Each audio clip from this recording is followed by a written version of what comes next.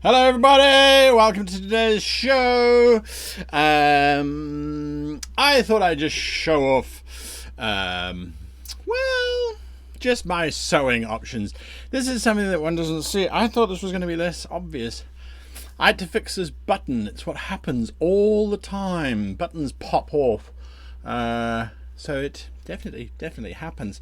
So there we go. What is the name of the music being played, says Sebastian Collins. It was written by a very good friend of mine. That's Colin Mayer, who lives in South Africa and used to write all the music for my show, as a matter of fact.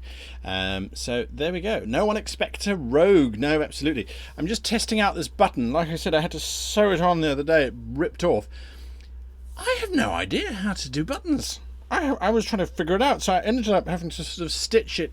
You can see there's like extra lines of stitches. Because I couldn't figure out how to tie the thing to the thing. So there we go. Anyway, I am very appreciative to see all of you here. White Tiger 225 says, to everyone, hope your Christmas, Hanukkah, Kwanzaa, or whatever you might celebrate is remarkable. In fact, I hope you have a remarkable day. Well, there we go. Absolutely. 23rd of December for some of you, 24th of December for some of us. I don't think anyone's yet got to the 25th. So there we are. Absol Story of Fiction says, which part of the room is real and which isn't? Well, this chair is real because I forgot to move it out the way. So let me do that quickly. There we go. It's gone. Fake. Although it's a real wall, it's just fake. Real hat, real helmet. Real picture of a ship. Fake. Although I can technically lean against the wall. But yes, we're getting there. We're slowly making improvements, and I want to replace this digital with more stuff as we get there, and that sort of thing. So now I think the button's going to hold. But I think it's too hot. So there we are. I will be playing with more of these kinds of things as we move on. Because I think it's quite fun, actually. And I must just remember to take the Made in China label off next time. Anyway, so I was wondering, what should we be doing today? Should we be doing something Christmassy? Should we be doing something along those lines? And then I realised someone on the Patreon asked me if there was going to be a Christmassy themed thing. Now, there is, I should say, and it actually features in today's video. Now, I had hoped that today's video came out yesterday, so you guys could have seen it today, so that now we could talk about the video, because we've done a new style of video, which I very much hope you like. So there we are. Bring the cloak to Gen Con and you'll fix it. Thank you, Adrian1976, for that. I definitely will try and remember, although next year is insane. The amount of conventions that I'm going to be at next year is going to be fantastic. It's so much fun. But yes, wig +1 to persuasion. Absolutely. As Landon points out, please put the word question in front of your question in great big caps. It helps me see it. Oh, you don't know why that needs to happen, because when we have this chat happening, which I moved over to there because I thought it would make more sense, but it doesn't actually. It makes more sense over here. So you just go back where you came from. So you'll see that the questions just fly past, and it's questions from both YouTube and from Twitch. So bear that in mind as well. Now, we will be answering your questions on today's show, no doubt about that. No hesitations there. We will be doing Creative Rising, and a little bit later on, I will be giving away to you a module that my Patreons will be getting. Now, my Patreons will still get this module, and the Patreons will get the maps as well that go with the module, nice big printable maps. But to all of you who are watching today, I'm hopefully going to share a link with you which will allow you to download the December adventure that I wrote for my Patreons. I'm giving it to you guys, and it's a bit of fun, which is always good. Of course, bearing in mind, you can go through to our website, that's www.greatgamemaster.com, and download the Christmas module from last year called On the 12th Night, which was a lot of fun. It was a bunch of goblins going around trying to collect 12 things based on the Partridge in a Pear Tree song. Actually, My True Love. What was it? What's the name of that actual Christmas carol? Anyway, so yes, this one is not as Christmassy themed. It is set in winter, and it is a heartwarming tale, possibly, of war goats and their goblin owners. So it should be a lot of fun. So hang around for that. We're going to do that on the hour at 12 o'clock here Tokyo time. So about 50 minutes or so, give or take. I'll give you that link. For now, let's answer some questions, because there are some questions coming through. If you are here from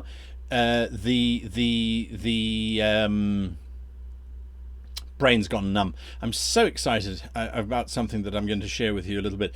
If you're here from the Kickstarter, we will be talking about Kickstarter questions. If you do have a quick Kickstarter question particularly, put the word KS in front of the question or after the question, so I can know that it pertains specifically to Kickstarter and make sure to answer that. This is the last update I'll be doing for the Kickstarters. And for this year anyway. Next year we will resume, of course. So there we are. Okay, so Sage Lightwalker, I'm going to answer your question because I think you're new to the channel. I haven't seen you before. Remember, just put that word question in bold so that I can see it. Sage asks, I've made a rough, brooding, neutral good vampire slayer. I found myself defaulting into Batman. How do I not be Batman? Well, Batman is the quintessential, supposedly neutral good. Welcome, Pandar33. Thank you for the follow. Supposedly Batman is neutral good, although chaotic good or chaotic neutral, I think, is a more appropriate term. Yes, he doesn't kill people, but that's mainly because he's a comic book hero, and then he does eventually start to do it. And anyway, so when you look at neutral good means that the character will break some laws and not others. As far as I'm concerned, when we're talking about alignment, good obviously implies that they're going to try and do good deeds and good actions, but good for whom and neutral for whom. So when you look at a neutral good vampire slayer, is that someone who needs to be morose and quiet and sullen and quiet and always talk as if they're Batman? No, they don't. They can be jovial, happy people. If you look at the Blade Vampire series, what was his name? Whistler? He was fairly happy for an old man, and he was technically neutral good. He kept the vampire stuff under wraps. He didn't tell the law about it. He made firearms, which was completely illegal. You know, so there's all that kind of stuff. And so yes, I would look at it from the perspective of what's your character? Why did your character become a vampire slayer in the first place? Where did that stem from? So I would look at it more that ignore the alignment per se. Look at their background first. So, okay. Kodanisura Joestar says, are you going to cover world building in this live session? If you have questions about world building, we certainly can. Did I forget to change the Twitch handle, or did I forget to change something? You know, they've recently updated Twitch, and I see the colors have changed once again. Oh, because I'm not even logged in to Twitch. I'm just watching my own Twitch stream. Does that count as cheating? I'm not sure. Anyway. So what was I going to do now? I've gone completely blank. I'll come back to it. Yes. Oh, well, it is what it is. So YouTube has changed how they do their live stream stuff, and for the love of money, I cannot figure out how to get to the live stream through Restream. So I'm going to have to figure that one out. I'll get there one day. One day I'll be an adult. So there we are. Yes, I see. Whilst we're on the topic, I see that Honourable 596 says WebDM makes a good argument that Batman being lawful good. He does follow his own code of laws, and he does almost always risk himself to save the good. Yes, you could argue that. Again, though, that's why I don't like alignments. Alignments are so subjective. It really they're not particularly useful. White Tiger 225. We hope that your toothache gets better. Enjoy your Christmas as well. Some other questions. Vince Bowie asks, I'm wanting to have a big bad endgame for my campaign. How do I create an effective big bad with interesting underlings? Was thinking of having a necromancer as the big villain for my campaign. Advice. Vince Bowie, I would suggest that you head along over to my YouTube channel, which you are watching currently, and look for, this was one of the first videos that came out. It's called The Sentence. The sentence is basically, how do you structure a big bad that's going to be useful and effective and feel as if they are part of your narrative and as if they have a real goal and a real drive, and that will lead you to the next kind of topic, which is then when you have your underlings, because your sentence is going to help you build your structure for your entire campaign. It's not too late if you've already started your campaign. You can still add in a big bad with a sentence later on. It really isn't too much of an issue. But yes, a sentence is a good place to start. Laura Bones says, do the goats have pajamas? These are not Kaora inspired goats, so there are no pajamas involved. They do, however, have a very bad temperament, or should I say a bad temperament. It's going to happen one day. The Dungeon Coach says, thank you so much for what you do for this platform. Well, it's an absolute pleasure. I really do appreciate it. I've just started my YouTube channel. Good luck to you. And me, as the great GM, were a huge inspiration. Well, I'm glad to have inspired you to do that. I wish you the very best of luck. What are your thoughts on the use of a website? What are your thoughts on the use of a website for yourself? Well, we have quite an extensive website which we use for all kinds of things. I think it really does depend on what your aims and goals are. You know, our website started as something very simple, and then as we needed to share things, as we needed to add things in, it grew and grew, and now I would say our website is an actual integral part of certainly our online role-playing sessions.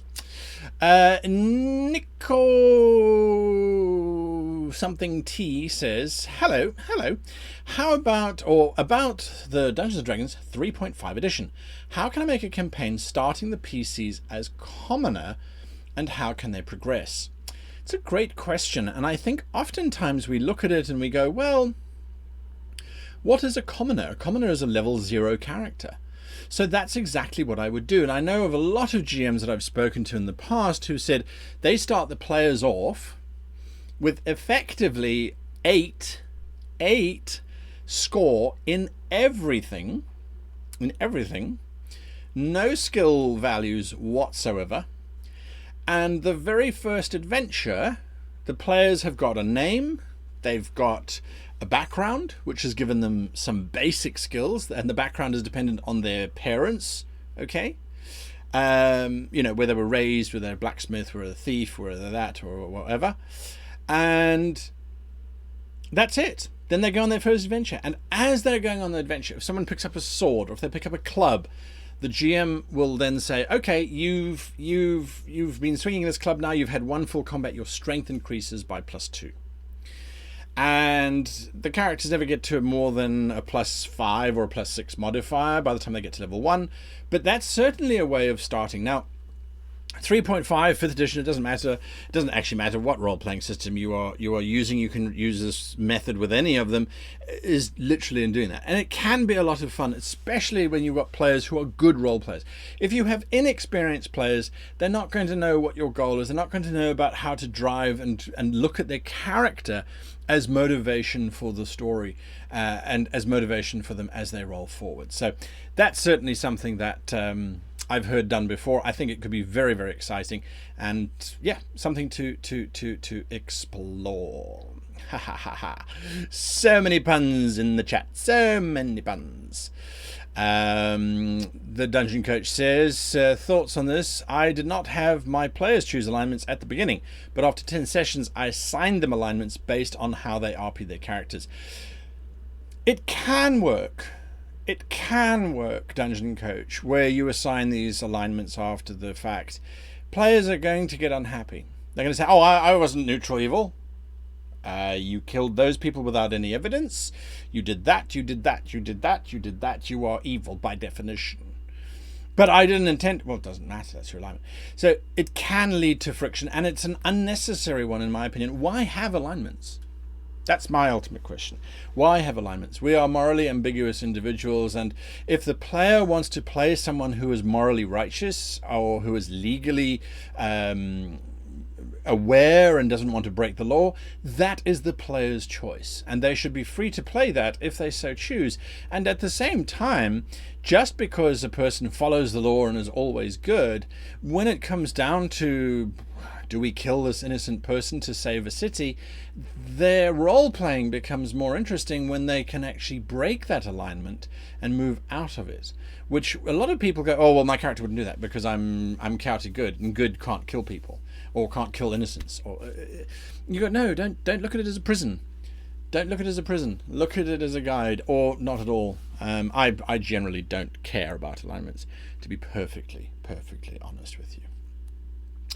Right, next question. Absol Story of Fiction says, favorite Christmas spell, weapon, or item?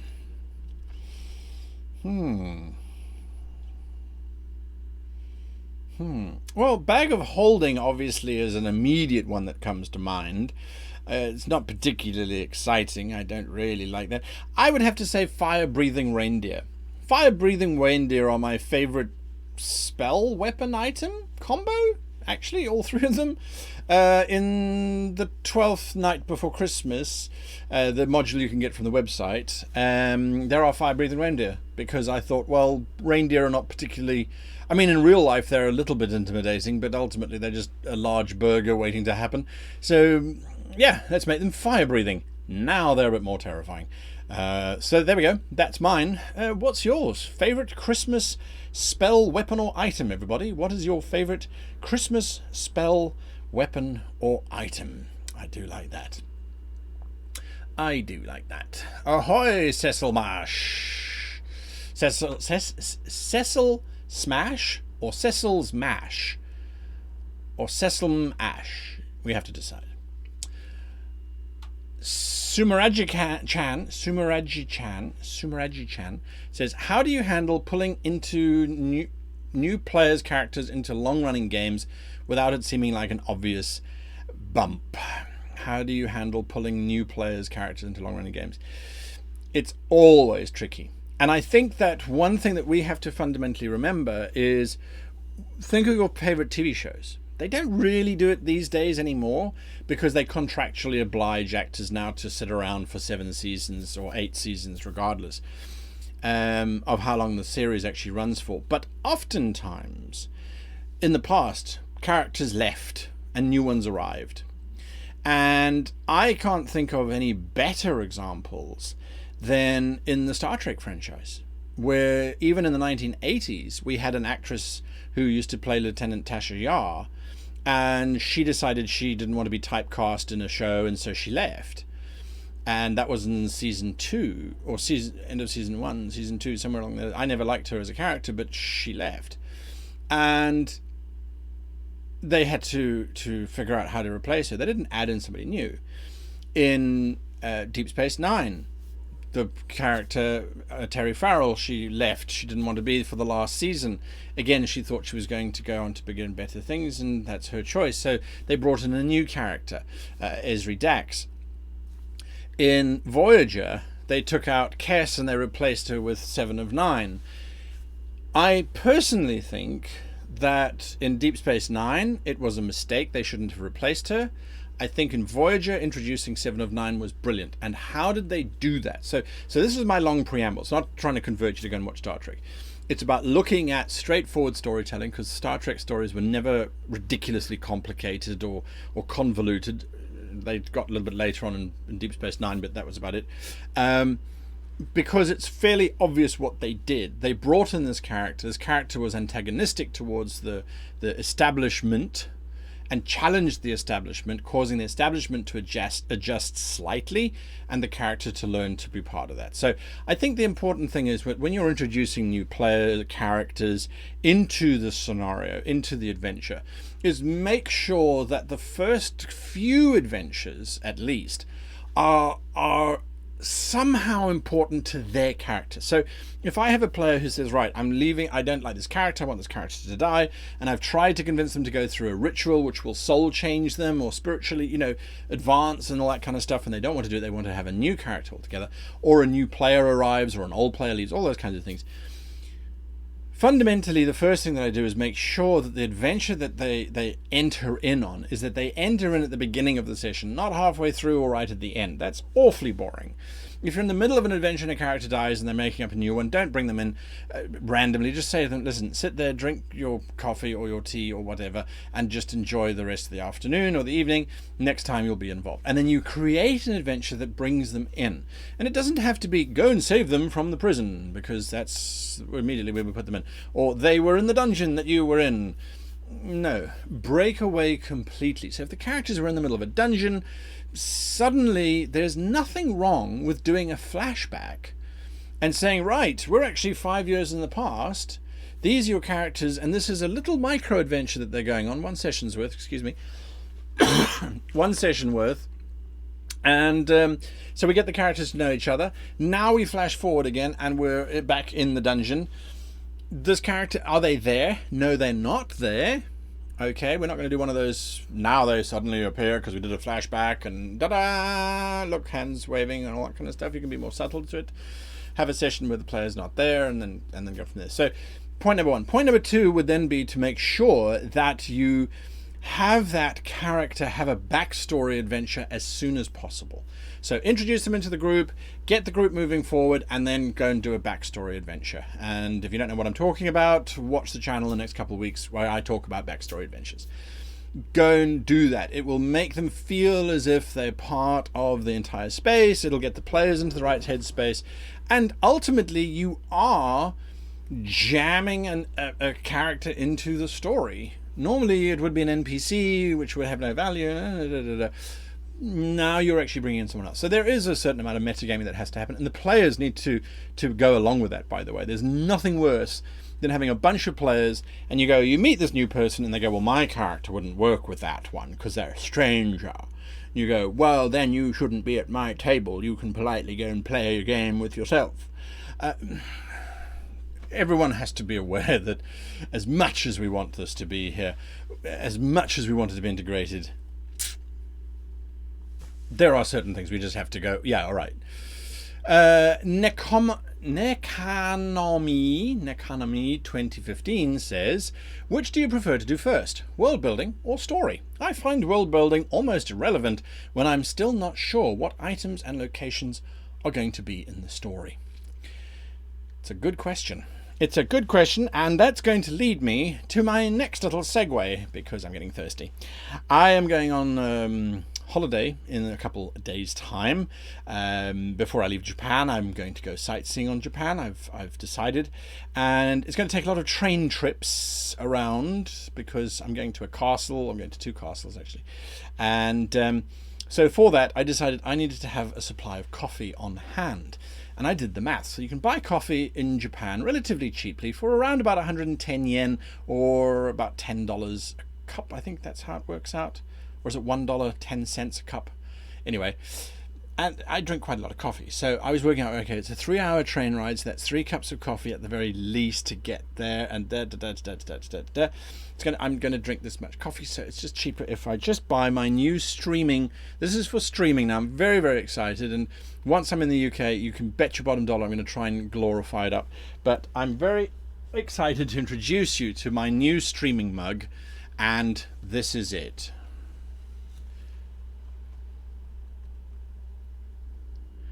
It's 2 liters of glorious, glorious coffee, which will stay warm regardless of what I'm doing, however long. I've worked out I'm going to save so much electricity just in terms of, I boil this thing once every 3 hours to make a fresh pot of coffee, and I'm golden. So I'm very excited about this.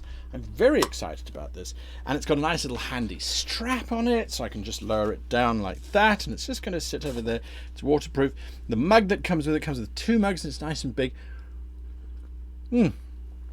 Perfect coffee made this morning. So there we are. That's a thermos. The mug is in the lid. No, the entire thing is a mug. And I can prove it. Mugs have handles. This has a handle. In theory, I could drink out of the top of this, and then it's a mug, as far as I'm concerned. So there we go. It's the first one that I found, though. It's the first one that I found, because obviously I've known thermos for a long time, but it's the first one that I found that doesn't incorporate vacuum and glass. Because that used to be the old way of keeping things hot, was vacuum and glass. And this one is not. It is the new idea of aluminium everywhere. So yes, it is definitely something that's got me super excited. I can drop it and there's no risk of it shattering. I used to hate that. The old thermoses, you drop them and you'd hear this and then inside was just glass and coffee. It would take forever to pick the glass out of the coffee. But yeah, anyway, so there we are.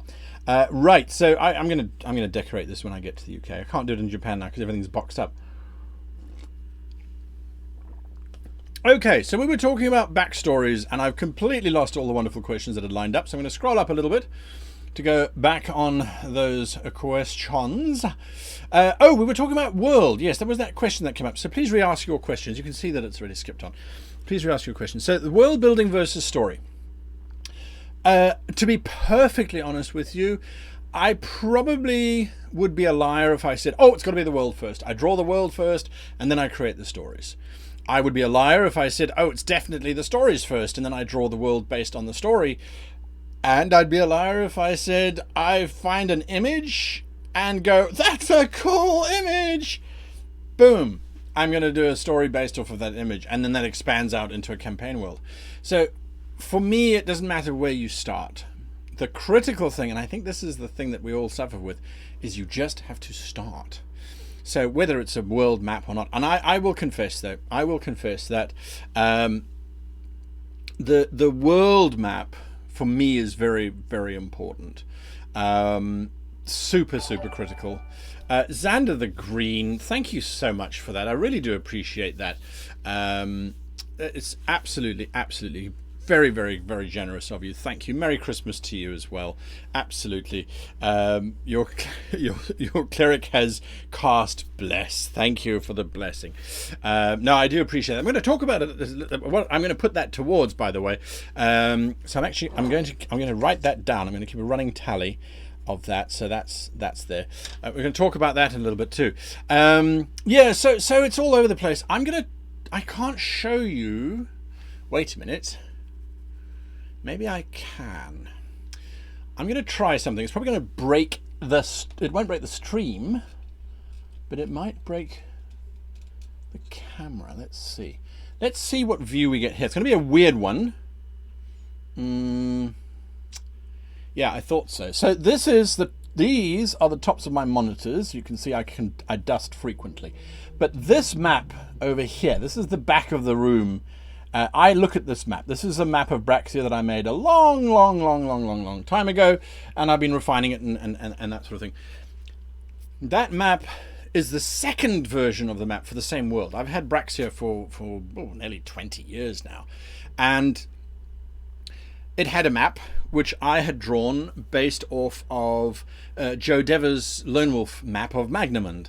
I had liked that map so much that I had basically redrawn it, but tweaked a few things that I needed to tweak around. And then when I moved to Johannesburg, I redid the map. and I rebuilt it completely. For me, when I look at the map, maps can be so inspirational, and that's the next 2 weeks is talking about maps and how we can use them to really inspire us to tell better stories. So I suppose maps are where I start, if I had to. Scorchclaw says, thoughts on setting a time limit on the party to up the tension.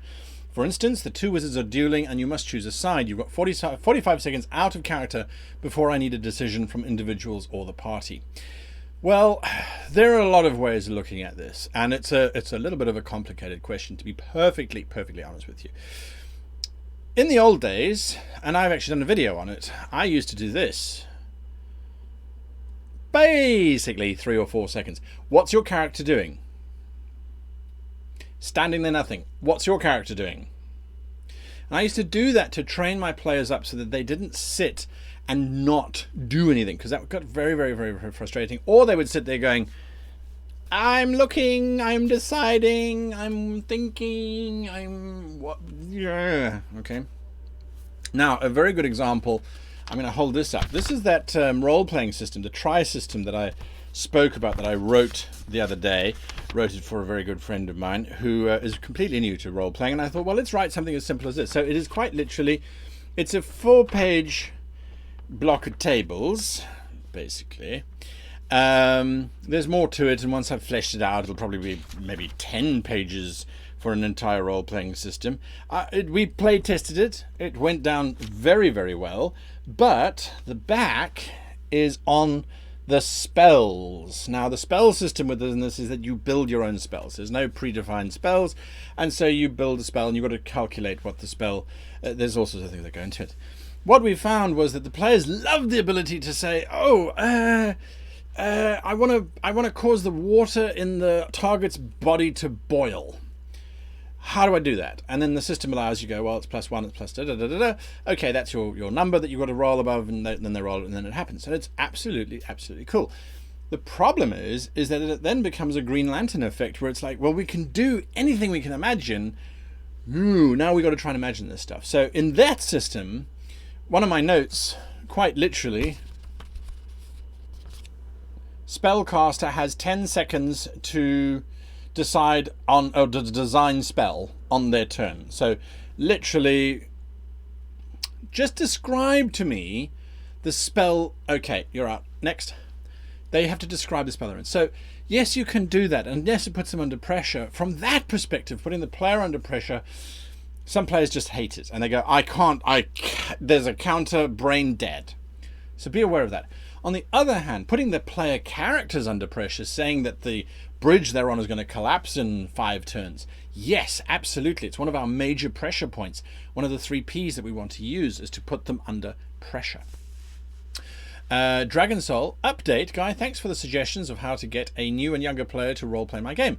I tried out your suggestions and he was pulled into the story and roleplaying, and it was a big change. Fantastic feedback, Dragon Soul 13. Thank you for that. I really do appreciate that. Sleeping Piranha says, what D&D race do you think has the highest chances for taking over the material world, and why? It's a big question. It does depend on your campaign setting to a very large degree. What race do I think has the highest chances of taking over the prime of the material world, and why? I think it has to be a long-lived race. It has to be a long-lived race.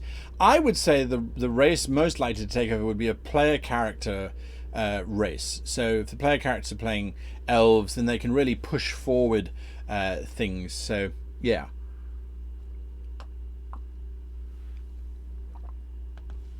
Of all of them, you know, humans are always considered the cockroaches. They're the most prolific. They level up the fastest and all that kind of stuff. So it really depends on how close you want to be to reality, I would guess. I would say probably Dwarks. Summoners Network, thank you for the raid. We certainly appreciate that. Let the raiding begin. All right, team, we're going to fight off these raiders, beat them back, knock them senseless, and make sure that they remember to type the word question in front of any questions that they might have. So welcome if you are new to the channel. Welcome. We're talking Dungeons and Dragons, we're talking Cthulhu, we're talking role-playing in general, because that's what it's all about. Role-playing, role-playing, role-playing. So if you have a question about role-playing, now's the time to ask it. Okay, yes. So Dwarks, the half-dwarf, half-orc monster, is the most likely to take over the world.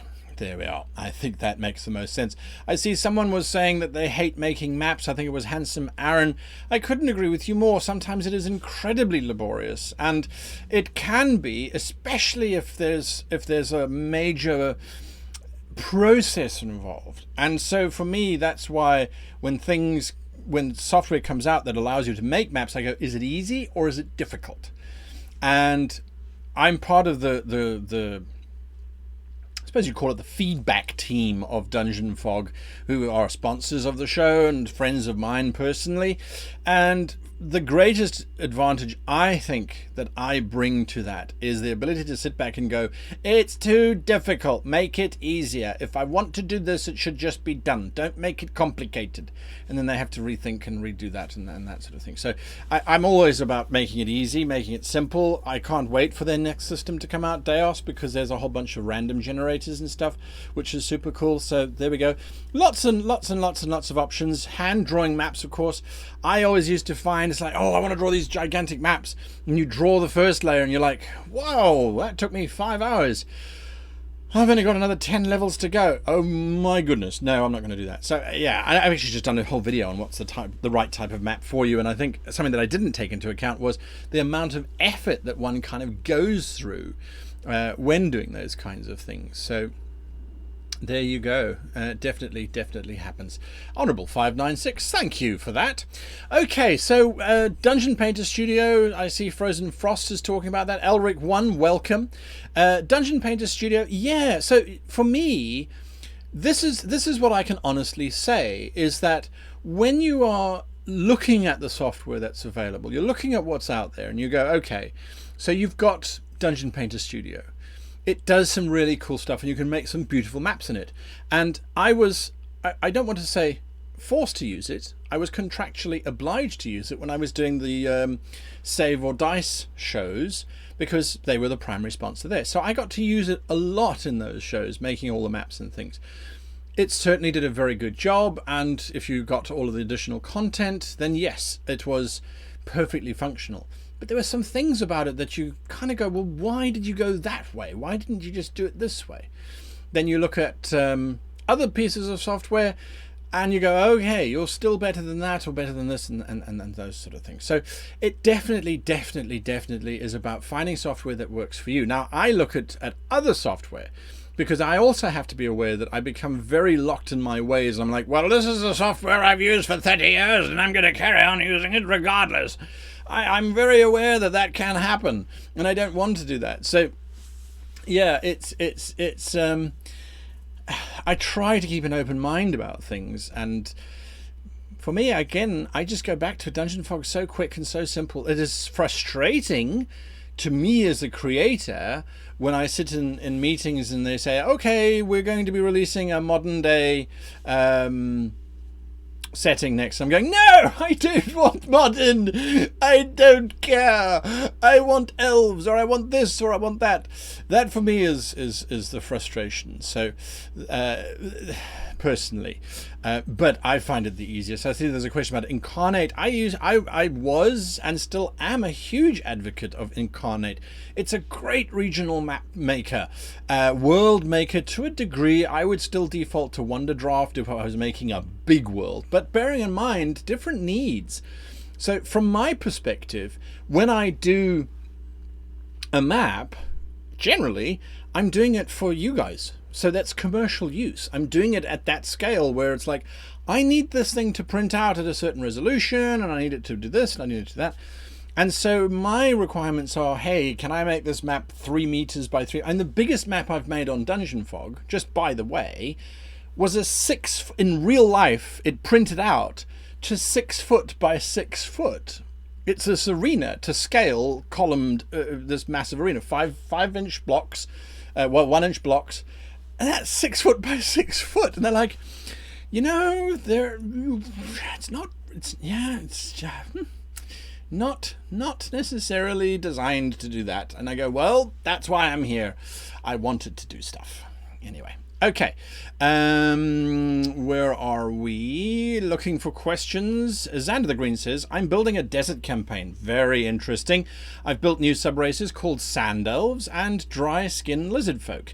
In your opinion, what would be some fantastical ways of transport for this Egyptian-like setting? In my own setting, I have the great deserts of Sajeti, which are my desert elves. I don't call them sand elves, they're called desert elves. And they use sand ships, great big trimarines, catamarans, those kinds of things that sail across the sand with great big sails. I have a very specific kind of sand, which is incredibly fine and very dangerous. It's basically like water, and it's called the Great Sand Sea. And it allows these ships to sail across the Great Sand Seas and move about that kind of way. We were, if you want to have a listen to A Great Desert Dungeon, my new podcast, which you can have access to if you head on over to our Patreon, it's a $3 tier. My new podcast is called Dungeons of Diabolical Design. Sorry, I've got to get the phrasing right. Dungeons of Diabolical Design. And in that, I am sitting with Kaora, a cartographer, who, if you've watched my channel, you know that I really enjoy him as a role player and as a GM. Kaora and I designed a dungeon in the desert, and we created desert elves. Not desert elves. We created, desert orcs. And we looked at how to make them more deserty. And of course, then we created this gigantic dungeon, which I have to say, I did not anticipate how it worked out. So yeah, that's definitely something to look at. And okay, next question. Pandar33 says, what's your favorite way you've ever started a campaign and gotten your PCs to meet in character? I would say the save or dice game that I ran this year called the Karos Stones. That started very shakily because I was new to the technology and I was trying to be a smart ass. But I would say that, yes, the Karos Stones for me was a very exciting way. The players started as the gods of the universe. And they started with these gods having declared war on each other, basically. And why I think it was exciting for me was that I had given them the gods that they were going to play, very sort of Greek-like or Roman-like gods. So one of them was sort of a Zeus-like character, and one was a messenger, and so on. And then there was this evil god who demanded that they surrender to his power or be destroyed. And what was so interesting was that the players were like, okay, cool, we're doing this, we're doing that. And then the evil god said, side with me and I will grant you unlimited power. And so half of them did. And there was a battle between the PC gods, the PC NPCs as I call them, which I didn't anticipate. I thought they were all going to join up against this big bad because I was setting him up as my big bad god. And half of them joined him, which was super fun. And then that linked them into the campaign world. Not to each other, I suppose. That doesn't really answer the question, but it does link them into the campaign world. And then in the world, when they were coming across statues to these different gods and things, they're like, oh, I remember that one. Oh, that was a nasty one. So there we go. I think Laura Bones has summed it up beautifully. Wonder Draft for world maps, Incarnate for region maps, and Dungeon Fog for battle maps. For now, definitely for now, I agree with that. Sumaraji Chan asks, in general, how much does... Let me go back to that question because it has gone away. In general, how much does this question make you laugh? I quote, how do I make all my players show up? I ran across it and my group nearly died laughing as we read it. Yes. How do I make all my players show up? Well, a good summoning circle and pizza never hurt. I think when you look at it, any human activity, whether it's sport or role-playing, is always going to have people who want to do it but don't make the time for it. And it's about weeding out those people. That's why we created RPGTableFinder.com. I've dropped the whole link in because it might be useful to you. That's why we built the thing.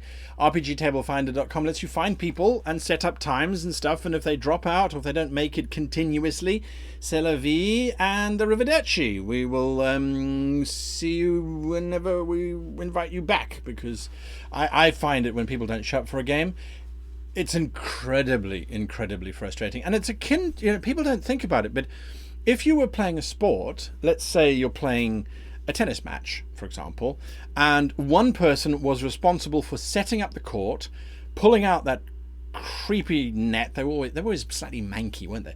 Creepy tennis net, cranking it up, getting it nice and level and all that kind of thing, and then drawing in all of the lines. And then you're just not deciding to play tennis today, so you don't show up. That person who set all that up has to take it back down again. That's what GMs are busy doing. They can keep it, but they still have to kind of get back into that space. Anyway, that's I'll get ranting on that if I'm not careful. So, next question, Chris Dial says, so how do you deal with Green Lantern syndrome when your players encounter it? It's about discipline, Chris. It's about saying to them, okay, yes, you can do everything, but the real world doesn't wait for the Green Lantern to decide on what he or she or they are going to be doing. The real world happens, and it's about their reactions to that. So yes, it's all about preparedness. And to me, when we look at heroes in role-playing, it doesn't matter what system you're playing in, is they're supposed to be advancing in skill and capacity and experience of combat.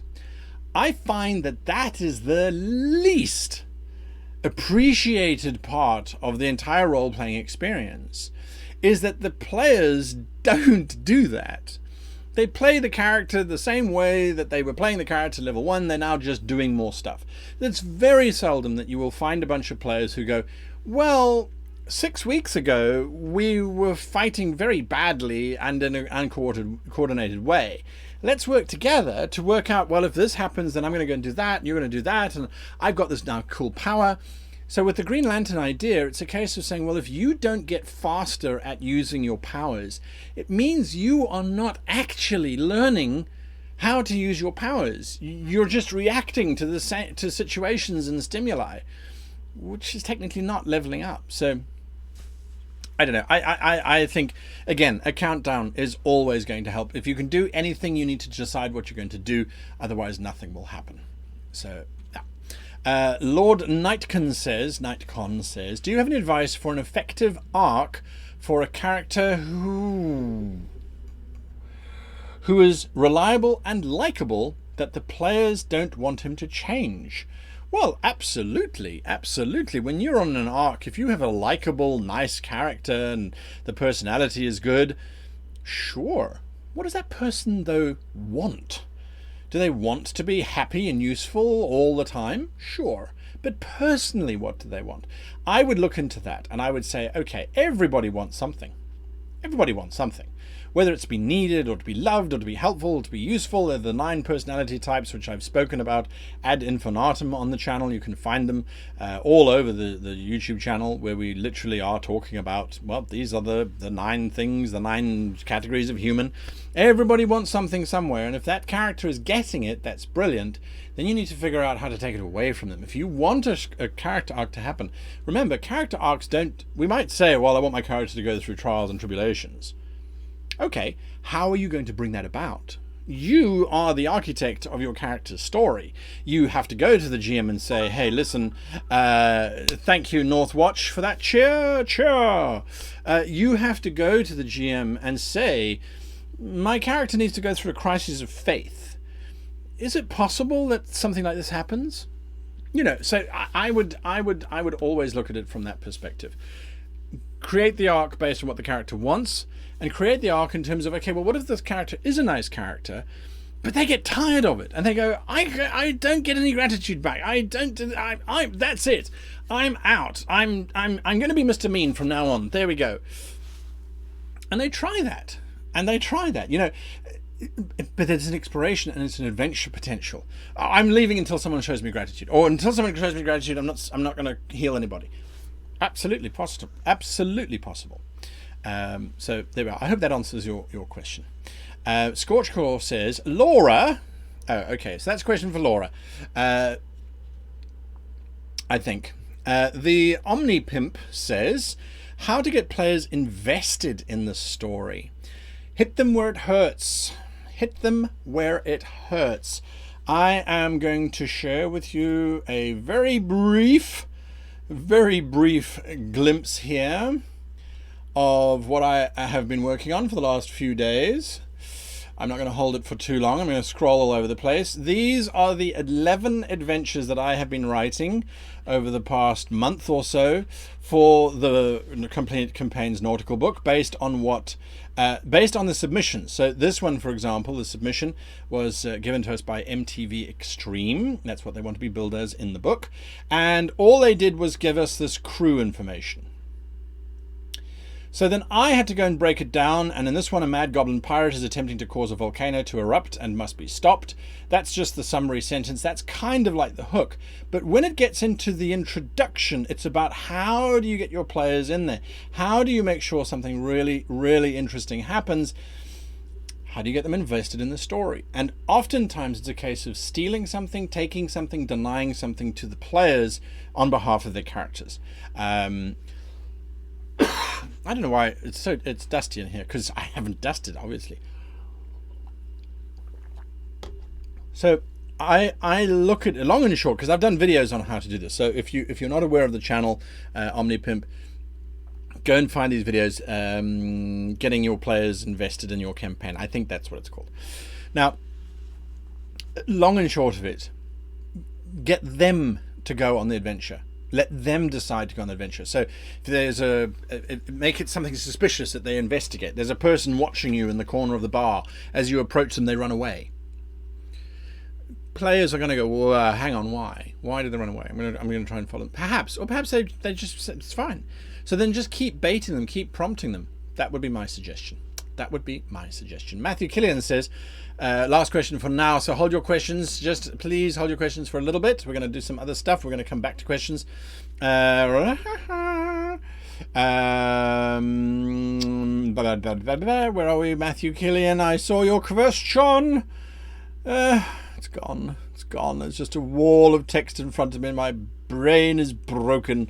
Sorry, Matthew Killian. Ask it again if you please. It'll pop up somewhere. Sleeping Piranha says, do you ever sleep?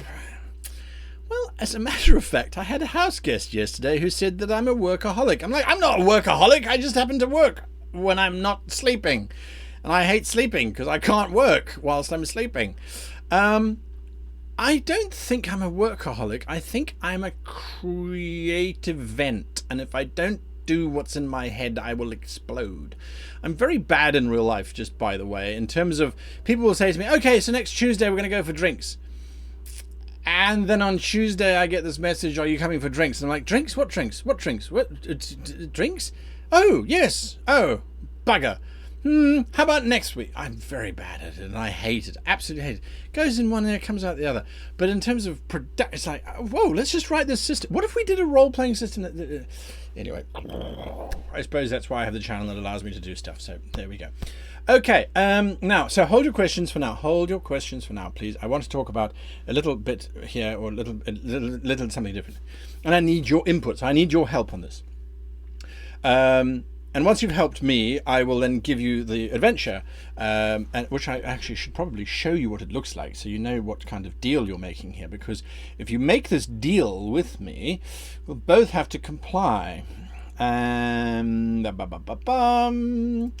So I must just go to the work directory and then remember where the hell I put it. Because if you think my brain is scattered, wait until you see my directory structure of my hard drives.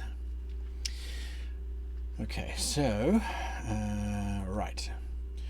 This module, this adventure that I will be sharing with you, actually, it's got quite a long story behind it. So I'm going to share that with you now. So there we are. We're on the desktop, hopefully. And so it's called Blood on the Mount. And it is about this deranged satyr lord who effectively kidnaps the goats of this goblin pack, and your players will be the goblin pack, and they have to go and get their goats back. Now their mounts, each of the goblins has a mount. Their mounts have got different personality types, which you can roll for, and there's a horde. And like I said, Patreons this month will get the adventure, as well as all of these maps in high resolution. For you today, I'm just giving you this PDF. So there are 3 maps, there's 3 locations, well, there's 4 locations, there's some skill checks and challenges that they have to do, and then there's a giant showdown where they have to fortify the goblin village and suffer through 3 waves of attack. So it's a fun little module. It could take 4 hours to play through, it could take 10 hours to play through, it could be the basis of a campaign, because this satyr is quite mean to these poor little goblins, stealing away their goat herd. And there's a mechanic whereby the players get goats. They literally earn, they start with 10 goats per player, and they can sacrifice a goat. Although they don't have the herd with them, they can sacrifice a goat over time to get back hit points and that sort of thing. So there's a fun little element to it. And yes, so Blood on the Mountain Blade, says Aaron, Handsome Aaron. Mountain Blade it had so much promise, and a friend of mine got so involved in that game. I couldn't get there. I just couldn't get there. I couldn't get into it. It's so there. A deal, says Sebastian Collins. Damnifer returns. Yeah, did we ever think he was really dead? Sadly he is. Okay, so the input that I ask from you, something that I have been wanting to do on the channel, and you're going to see this in the next couple episodes that are coming through. So think about it, mull it over, is I often will talk about something and then there's an example, or at least in the way that I write the books. I write something and then I give an example. I write something, then I give an example. And I think I want to do the same thing in the videos. So, you know, over the past couple of months, you might have noticed we've been asking questions of, do you like the skits at the beginning? Do you like this? Do you like that? And we've been getting a lot of feedback. And the feedback is, as one might expect when you're throwing it open to several thousand people, pretty much divided, yes, no, maybe, and most people don't answer, which is absolutely fine. We base it off of gut feeling, what we think is going to work, what we don't think is going to work. Anyway, one of the ways that I want to make the advice different, or the examples different, is we've got lots of wardrobe, we've got lots of costumes. I have absolutely blown any budget that the Web Goblin has allocated to me on wish.com, buying stuff like these capes and that sort of thing, so that I can make the examples feel very different from the chatting, if you like, the talking, the lecture part, or what the information sharing. Anyway, I was busy looking at something, and so Lucky Strike 94X. I was looking around and I came across this website and I saw something and I was like, oh my goodness, that's brilliant. I'm going to share it with you now. Imagine this. Imagine if their examples were being given by an actual goblin. Now, this is a latex mask. For those of you that don't know, you buy the cheap masks from Halloween stores and costume packs and the like that are made out of latex. This mask is made out of silicone. And the difference is it moves. It sits on the skin, the mouth fits into your mouthpiece, the eyes move, the eyebrows move, that sort of thing. It's all malleable and movable. Now, I reached out to this company and I did what most YouTubers do, and they say, hey, want to sponsor a show? And they responded saying, hey, no, which I appreciate them doing that. I appreciate them saying it. It was very cheeky of me to do it in the first place, but hey, that's kind of, it's what happens, right? It's what happens. So I was looking at this and I was like, oh, well, this could work. This could really work. And then you see the price tag of $600 and you're like, and then it's $100 on top of that for shipping. Now, we obviously are looking at this, and I wrote to the Web Goblin and I'm like, hey, I found your skin online And they're going, yeah. And he said, we can get it, but is it going to be of value? Is it going to be of worth? Is it going to be something that people will want to watch? Or is it going to be $800 flushed down the drain? And that is something that we're very, very aware of, and something that we don't necessarily want to do. So I see D. King is saying yes. Chris Dyle is saying yes. I assume it's to that question. I think it could be. Yeah, I found your skin online. He did laugh until he saw the price tag, and then he stopped laughing. He's a very serious person, the Web Goblin. Usually it's because when I'm asking him for money. Yeah, that is a whole lot of money for not a lot of material gain in the videos. Well, you see, Lord Nightcon, that's what we are wondering about. That's what we're wondering about is, and obviously the Web Goblin is going straight into that sort of approach. The Web Goblin's going, well, is it going to get us an extra 3,000 viewers per episode? I can't say yes or no. I can say that I'm very, very, very, very encouraged to get it. But that's the kind of dilemma that YouTubers create. So Black Dragon says, I tend to think it'd be really neat, but perhaps not worth the cost. Absol Story of Fiction says, I can't say yes or no. Exactly. See, that's the thing. Tell the Web Goblin that he can wear it on the screen. That'll get him on board. Matthew Killian, that's the last thing that he wants to be. There's a reason why our partnership works so well. And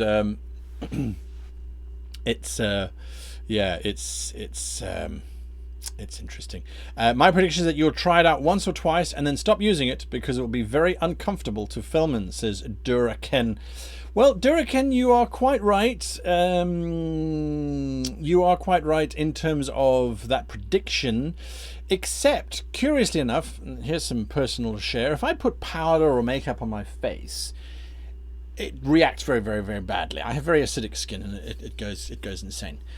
If I pour latex or silicone onto my face, it doesn't care. So I've had a lot of prosthetics stuff done in the past, and for me, yes, it's irritating for about 2 minutes, and then I forget about it. With something that fits well. If it fits badly, it doesn't. Now, of course, making your own, as Dragon says there. I did have a head cast made back in South Africa, which I was going to make things on, but the challenge is that unless you are a skilled artisan in that field, it kind of is going to look like a goblin that's been in a fire and has kind of melted everywhere. So yeah, it is interesting. It is interesting. A makeup set and a good headpiece can do a lot on a budget. It can, absolutely. Again, the benefit of the idea is that it's all about ease of use as well. You know, when we started to do the show, it was recorded after work, and I'd come home and I'd have to set up all the lights and then set up the mic and the camera, and that was quite invasive. Once I decided that's it, I'm dedicating a room to becoming a studio, and I bought permanent lights, and now it's just a case of flicking literally 1 or 2 switches and we're good to go. So it's definitely about that. It's definitely about that as well. Blacklight quadruple X says it's neat, but no, it won't bring more people to the channel. In the end, the call is yours, but I personally wouldn't spend that much money on aesthetics alone. Yeah, could you give us an example of how the Goblin would sound like? That could sell us on it, says D. King. It's an excellent question. I have debated long and hard on what the Goblin... Sorry, I need more coffee. On what the Goblin would sound like, and to be honest with you, I haven't worked that out. To me, it's a case of I'm very much... Once the mask is on, then what works? And the bottom line is that whatever accent it ends up being, because it does have to be slightly different from my own accent, because the idea is that it's a breakaway, a segue to somebody else, would be that it would have to sound like that. How about this? You run a Weeby Goblin style campaign and it's totally justified, says Sebastian Collins. Yeah, I think to spend that amount, unless it's easily available cash, you'd have to be sure you wanted it to use it continuously. And that was appropriate for many situations, and everyone wanted it. Well, you see, that's the bottom line, is that it is definitely a question. It's going to take 9 weeks because they hand make it from the time of order. And yeah, it will be interesting.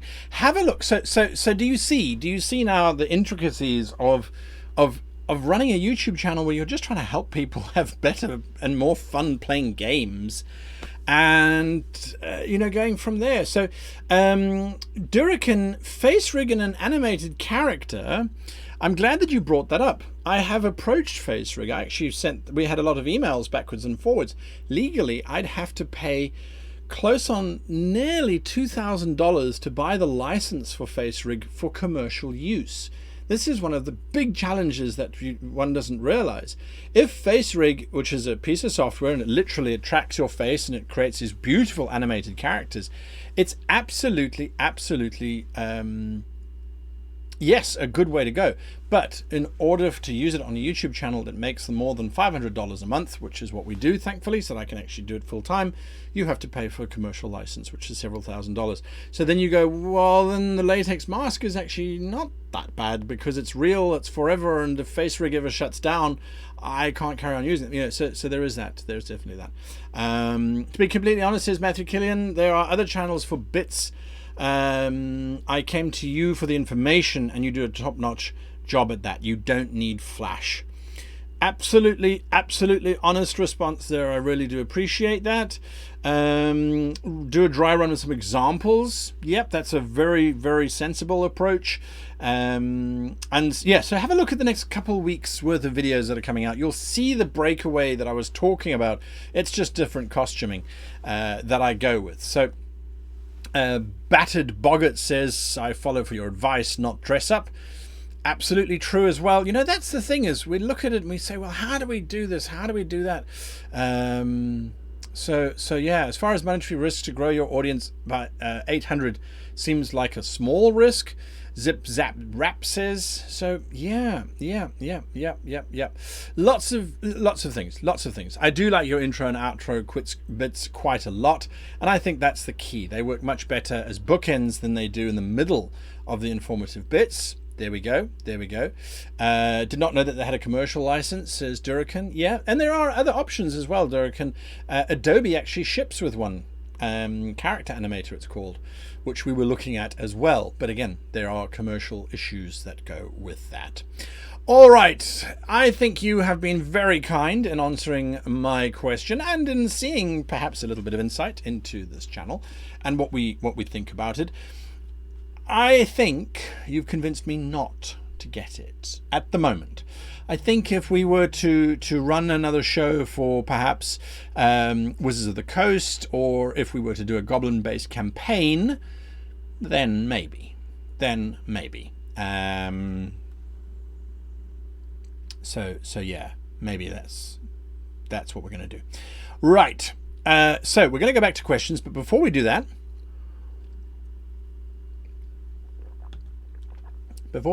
I am going to fulfill my end of the bargain, of the deal,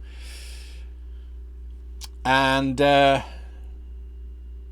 give you what I promised. I hope this works. I think it works. Again, I go to not that one, this one. I grab this. I do this. And so here we go. I post that there. Hopefully it has been shared. I'm just going to check. Yes, it's shared in Twitch. Yes, it's shared in YouTube. So that should allow me, and if it doesn't, please let me know. Someone just click on the link and just see what's going on. That should allow you to download Blood on the Mount, and that is our way of saying thank you for giving you the for giving me, I should say, answers to your question, to my question, because I do it the other way around. Okay, Ronan Lost Ronan Lost says, if a character is proficient with the right tools at creation, can they use the crafting rules to stretch out their starting gold for better equipment? No, they cannot.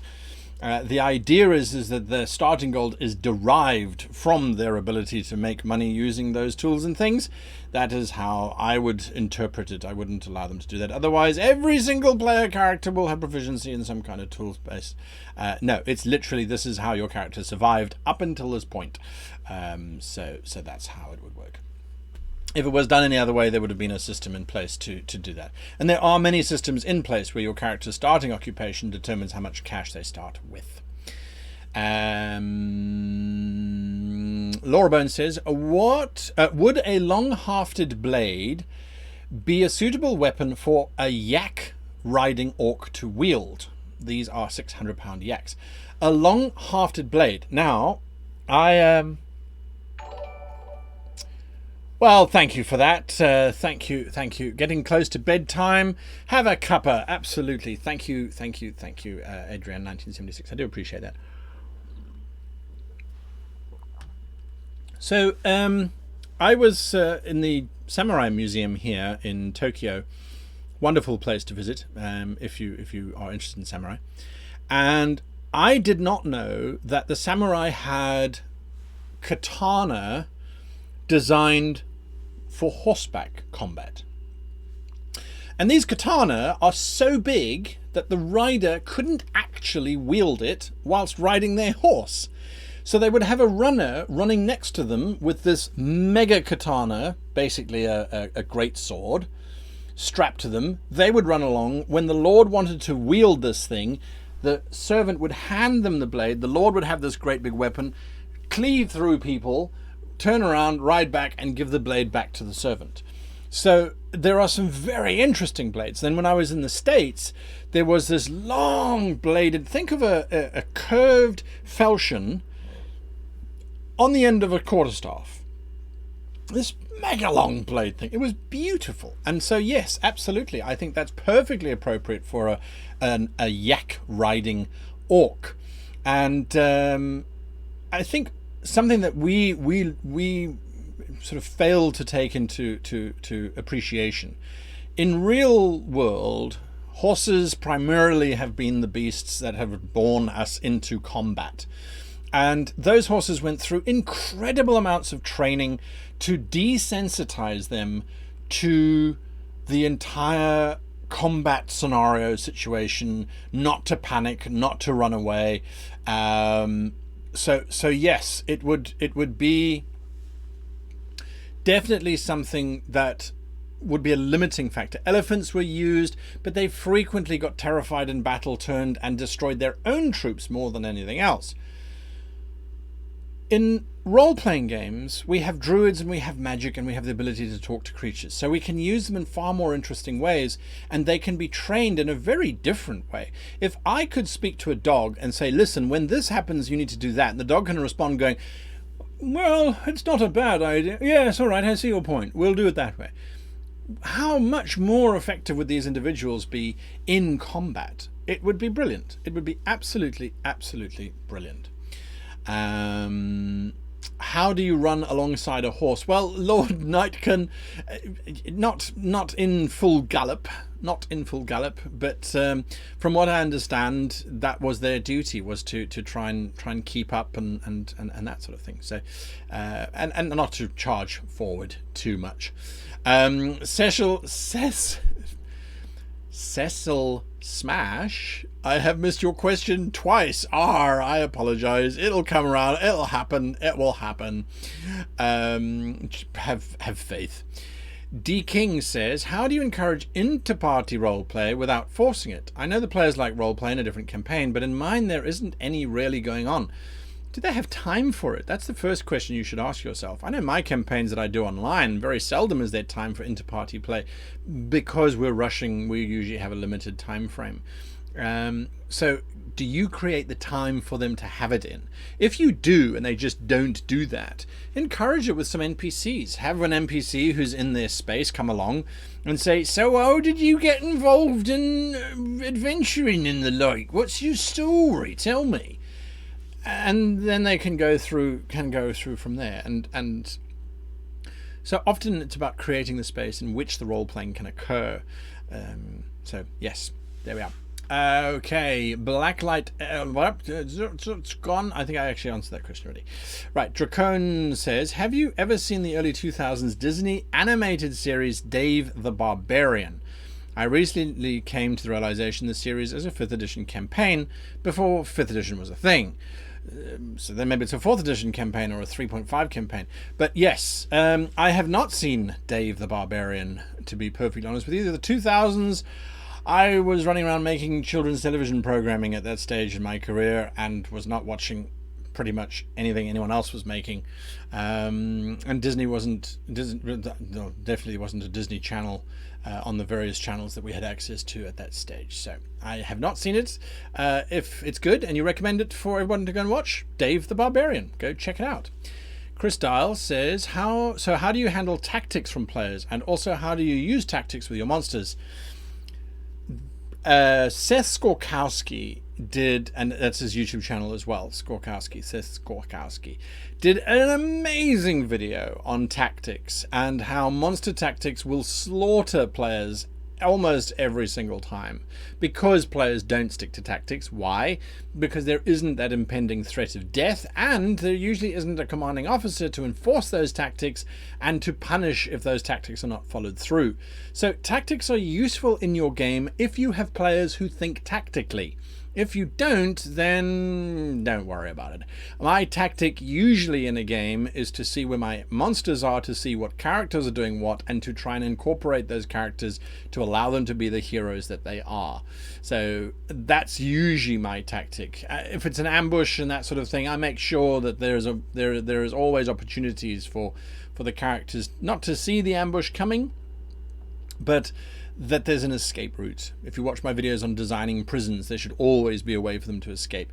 That's my tactic. I know you're talking about, well, if they're over there, or if they're over there, or if they're over there, they can do this, and there's that, and that sort of thing. No, and if the players are trying to talk about that in the middle of combat, I allow them to say 2 sentences, and then I say, right, your turn is up, next person. No, but I just want to tell them they must go and stand over here. You can shout at them, you can make a listen check to see if you can hear them, because you're in the middle of combat and someone's beating your head in with a mace.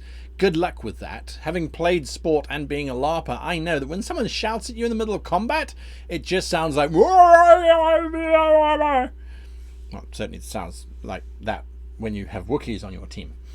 Timothy Tran, because Drake and I spoke about that. What was your initial inspiration for your favorite world that you have built? Timothy, my favorite world that I have built, well, that's Braxia, because I've been there for a long time. And Braxia, the inspiration behind it was getting frustrated with racially aligned races. Being told all drow or dark elves are lawful evil. Being told that all orcs are rampaging savages. Being told that all dwarves live in the ground. And being tired of one of my favorite species, dragons, being used as monsters at the end of a dungeon.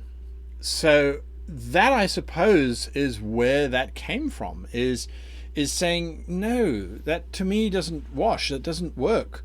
My drow are Roman. They have a senate. They have praetors. They are good people to drow. They're not good people to others because they don't see others as being equal. So yeah, again, that's just my approach. I see Sebastian saying you'd love the Windswift to come back.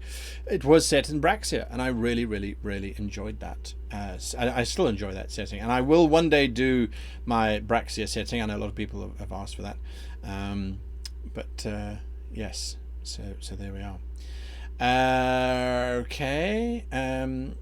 Yeah, so the inspiration, sorry to get back to that, the inspiration was really designing a world where the races could exist in different spaces. And one of the things that I'm going to be doing with Braxia, this is next year, is to diversify more. Diversify more. So the Braxia that started with me as a young GM 20 years ago, and I just wanted Drow to be cool, dragons to be awesome, and I like the idea of Egyptian elves because I thought that was cool. Subsequently, I have completely readdressed how I will be handling elves in my game, and I realized that to a large degree I was focused too much on elves, because I have 4 different races of elves. Now I've got 5 that I would have in that space. I want that many dwarves as well, and that many orcs, and I want centaurs and satyrs, and I want it all in my world because it's a fantasy world, and so we have to look at that and incorporate that. So yeah, I originally designed it, well, okay, the elves need giant forests. Okay, then I need a giant this, then I need a giant that. And when people look at my map of Braxia, I can always tell the type of role player by the response people give me to the map of Braxia. The role player who looks at my map and goes, oh, but that's wrong. You shouldn't have a desert there, and why do you... No, those forests shouldn't be there, and those mountain ranges don't make any sense. I go, aha. I understand the type of role player you are. You are the type of role player who follows the rules. That's good. That's an excellent type of role player. You may get frustrated in my role-playing games. My role-playing games, because that's not the kind of role player I am. I get other players who go, oh, that's so cool. This is cool. I want to go there. I want to go there. I want to go there. Come and play in one of my games, because that's the kind of player I'm looking for. So it's very interesting how maps do that for us. Xander the Green says, favorite Warlock patron type. I don't have one. I've never played a Warlock personally in a game. I just haven't ever had the opportunity to do so. So I'm not too sure on that. My favorite Patreon is the one that the Warlock player comes to me and we discuss and we develop and we talk about. So Descent into Avernus, Jenny came to me and said, what if my patron was the devil? I know we're going into Avernus. Is that too much? Is that too coincidental? And I went, well, it could be, or it could be the plan of your patron to get you into hell, to get you to Avernus. Brilliant. Let's incorporate. Let's go forward. So I suppose that would be my answer there. Handsome Aaron says, do you have any experience with players creating intentionally underpowered characters or acknowledging in character the difference in character ability? I have, and found it to be a lot of fun. If the player is a good player and they create an underpowered character, yes, then they will play with it and they will have fun with it. If the player is a bad player and they create an underpowered character because they think it's going to get them some kind of sympathy or extra magic items, or they're going to get frustrated after 10 minutes going, oh, my character can't do anything, they suck. Well, that's how you built it. You should learn to roleplay with it. Then no. Tony Brucher says, what do you think of Star Wars 9? I think it came out 3 days ago and I haven't seen it yet. I literally have been too busy. I will hopefully get to see it while it's on cinema, but I haven't got there yet. To be honest with you, I haven't liked the last 2 in terms of what they've done personally. They're just not for me. So my expectations for this last one, or for the number 9 anyway, is it's going to finish out that trilogy, which is fine. And so we will have 3 different trilogies that we can turn to when we want to watch Star Wars stuff. Aaron Cross says, what was the answer to the treasure hunt for your Ghost of Saltmarsh live stream? I honestly don't remember. It was somewhere in the south. It was an island, Bleak Point Island, I think it was called. Bleak Point Island. That was a long time ago. That was a really, really, really long time ago. Cheers, Angus. Do you folks want to do creative writing? The last creative writing for the year. Is that something that you guys would like to do? If you don't know what creative writing is, I give you a creative writing challenge. You provide the answers in chat and then we unpack them. So there we go. Let's do that. No spoilers on Star Wars, if you please. Opinions are fantastic in terms of what we think about movies. I always say, well, someone put enough effort in to make it. Having said that, it doesn't mean I have to like it, but others definitely might. So who knows? Lord Cole says, going back to your mask idea, instead of buying a mask, have you looked at Face Rig? Yes, we have. There's a commercial option for YouTube channels of our size, and the commercial option, I could buy 3 or 4 masks for the same price. So yes. Absol Story of Fiction says, how do you defeat a cube of coffee monster? It's very easy. Very easy. You drink it.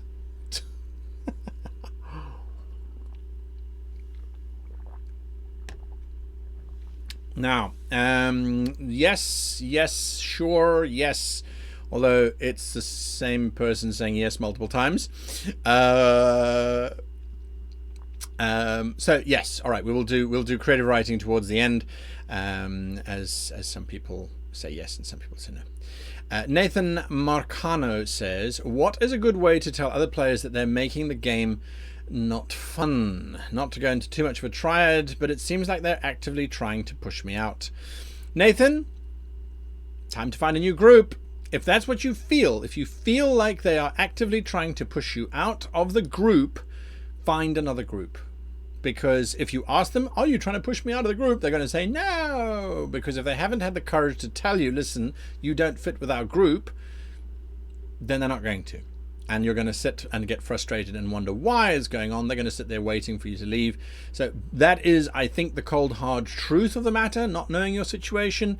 Yeah. RPGtablefinder.com will find you another group. Yes, it feels daunting. Yes, there's the fear of a new group, the unknown.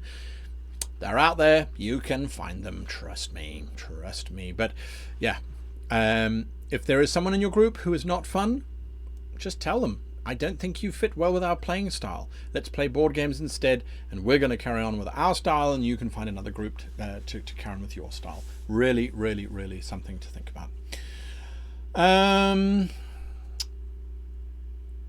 Blacklight Quadruple X says, Kickstarter question, would you consider opening the captain name spots to claim if there are people who do not want to name a captain?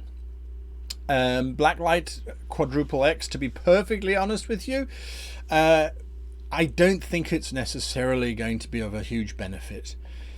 We already have close on 300 names submitted. If you can't find a name for a captain out of that 300, having 400 isn't going to make a huge difference. And to be perfectly honest with you, now that the book is over 200 pages, we're looking at ways of trying to reduce that so that the book doesn't become so expensive that the Kickstarter actually is no longer successful. So that's what we're doing. To some of you who are watching, I don't know if Landon is still in the chat, but to those of you who are part of the Kickstarter and who did offer to pay in additional funds to cover this expansion, please don't worry about it. When I say that the book is more expensive and that it will add to the cost, yes, it will, absolutely, but that's a cost that we will bear. It is our project. We couldn't handle and hand that over to you. You guys have been absolutely amazing. Speaking about that, by the way, I did want to show those of you who showed some interest in it the original artwork. So we're not talking about prints. A lot of people thought we were talking about prints. We're talking about the original artwork, so the actual hand-drawn artwork that's in the book.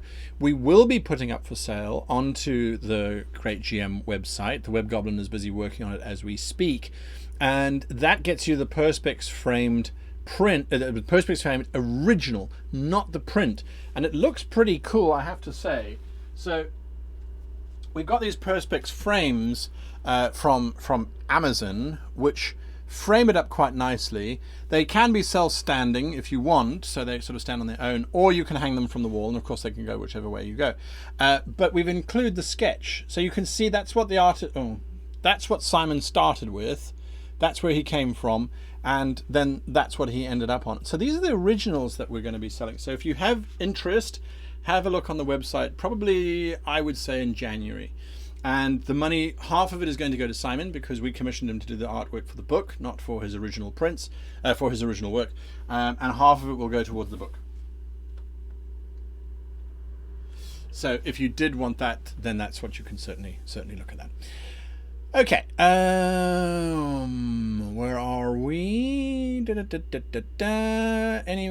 Lewis says, how do you motivate a party to follow any adventure? The party has a home, but they're keen on staying there, twiddling their thumbs, regardless of the few hooks I have put out. Burn down their home.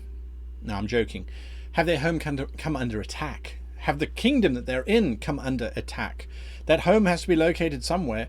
We came up with an adventure. Again, this is going to be coming up in the podcast system. I want to say somewhere in January. So this is very far in the future, but in January, I sat with two amazing dungeon masters in the podcast, Dungeons of Diabolical Design, and we designed geography. This is a dungeon, bear in mind, that moves. The swamp is invading. And I'm not going to go more than that, but the swamp invades the territory that the PCs are in. If your PCs are willing to sit at home and twiddle their thumbs, they're having fun. So look to how to make that more interesting. But sometimes the geography can come knocking on the door quite literally. So you can really push the envelope there. Jerry, outings, do I publish my adventures? Yes, every month. If you are a Patreon of my YouTube channel, if you can head on over to patreon.com/greatgm or Great Game Master, I think it is, you can become a Patreon, in which case you get an adventure or ideas on adventures in a specific style, plus a map that then goes with that. So you can get them there. Otherwise, our website, www.greatgamemaster.com, you can pick up on the 12th night or 12th night before Christmas. I forget the title. You can pick it up there. That one's a little Christmas gift from us to everybody. You pick that up for free.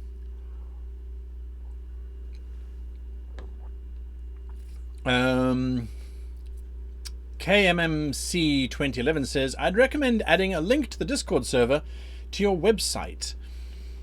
Is there not one? That is unusual. Our Discord server, discord.gg/greatgm. I will pester those that run the Discord server to add a link to our website. I don't know why it's not there. I thought it was there. So, let's see. Okay. Tony Butcher says, what's a memorable moment of your player characters building bonds with one another? Not to rehash an old story, but two characters, one character impregnated the other using a magical device, and then helped that character give birth later on. Was a pretty memorable bond. Another one, which I have to say is definitely not safe for work. So bear that in mind. But the characters had this power, this cloak, which was used by an awful god of debauchery, and they were going to use this. Anyone who wore the cloak could seduce someone into their bedchamber, basically. And there was an informant who just would not break, who would not give up information. So they decided they were going to use this cloak to seduce this character into the bedchamber and try and get the information out of that. And the players were debating who it should be, whose character should do it. And it was very interesting. I mean, it's a horrid, I don't know why it comes to mind in terms of character bonding, but I have to say, it was a remarkable insight into the players debating on that whole thing. So, yeah, strangest things have happened. And of course, I had some lovely ones. Ghost of Saltmarsh, where we had two characters trying to sacrifice each other to save each other. That was really cool. So I really like that. Phone is starting to burn. Got to go. Sleeping Piranha, thanks for being part of this. And to Katie's 86, Merry Christmas Eve to you as well. We're going to do creative writing in about 10 minutes, maybe a little bit less than that. So stick around for that if you want to do that. Nathan Marcano, I think. No, wait. Absol Story of Fiction says, question, psychological horror. Would you eat a candy which shows you the afterlife parallel to your world? Wow.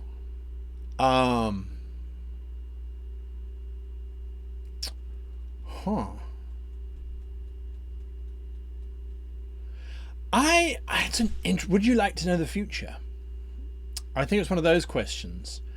And the other day, actually, we went to Sensoji, which Senso is the name of the temple that we went to here in Japan. And I did a fortune reading, which was a wonderful experience, except that I got bad fortune for 2020. It said, do not travel, do not do anything, just hide. I went, well, that's interesting. Of course, there's a way you can get rid of it. You take it, you fold it up. It's on a piece of paper, this fortune. You fold it up and then you tie it around a very specific space within the temple, and then they will burn that later on, and that will get rid of your bad luck. Yeah, so would I want to know my future? I think the only thing I would like to know would be, how much time do you have left? I wouldn't want to know, you got 15 hours, 12 minutes and 10 seconds. It's like, no, you got 20 days, 29 days, 30 days, 50 days. Because then at least I know how much time I have left to work in, and get stuff out and be with people and yes. Okay, hang on a moment. Something's gone wrong. Okay, so Twitch is still working. YouTube is still working. My restream chat seems to be broken. No, okay. One question has popped through from YouTube. Let's see how far back. Yeah. Okay. We're okay.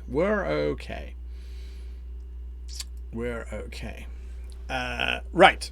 So, Nathan Marcana says, what is the most off-type character you've seen? Example, a half-orc who was quite cheerful and helpful, a celibate bard, for example.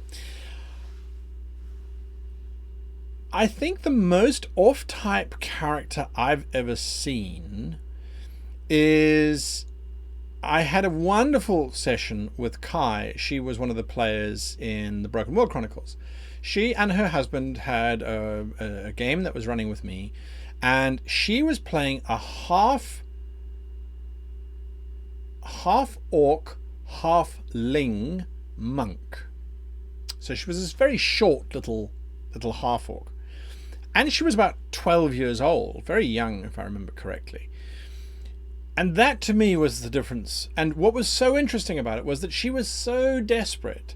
This character of hers was so desperate to prove herself as a true orc, and yet she would never be able to do it because she was so diminutive that the other orcs looked down upon her.